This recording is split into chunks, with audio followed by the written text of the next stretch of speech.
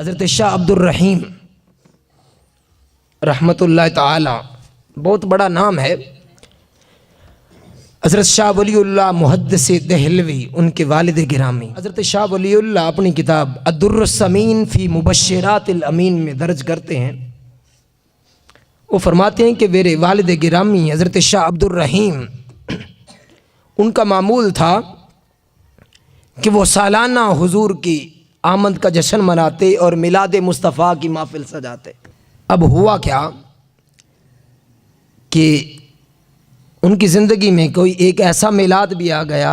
ان کے پاس مال کی کمی ہو گئی، پیسوں کی کمی ہو گئی، یہ ہر انسان کے ساتھ ہو جاتا ہے۔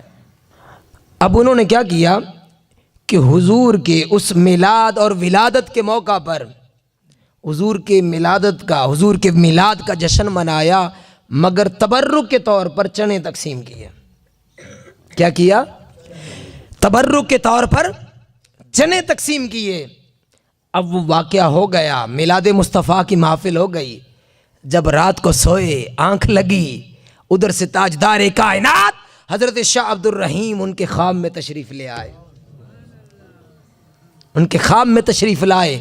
اور حضرت شاہ ولی اللہ فرماتے ہیں کہ میرے والد گرامی حضرت شاہ عبد الرحیم نے کہا، وہ فرماتے ہیں کہ میں کیا دیکھتا ہوں کہ میرے سامنے تاجدار کائنات بیٹھے ہیں، آپ کے سامنے ایک برتن، اس کے اندر کوئی چیز ہے اور حضور اٹھا اٹھا کر کھا رہے ہیں۔ جب میں نے غور سے دیکھا تو وہی چنے تھے جو میں نے حضور کے میلاد کے موقع پر لوگوں میں تقسیم کیے تھے۔ اگر نیکی کی جائے، حضور کی آمد میں جشن منایا جائے، دل سے، لوگوں کو دکھانے کے لیے نہیں کہ لوگ کہیں کہ واہ یہ تو بڑا سخی ہے، یہ تو بڑا عاشق رسول ہے، اگر وہ لوگوں کو دکھانے کے لیے کرتا ہے تو پھر اس کا اجر انما الاعمال بالنیات کے تحت ملنا ہے۔ لیکن اگر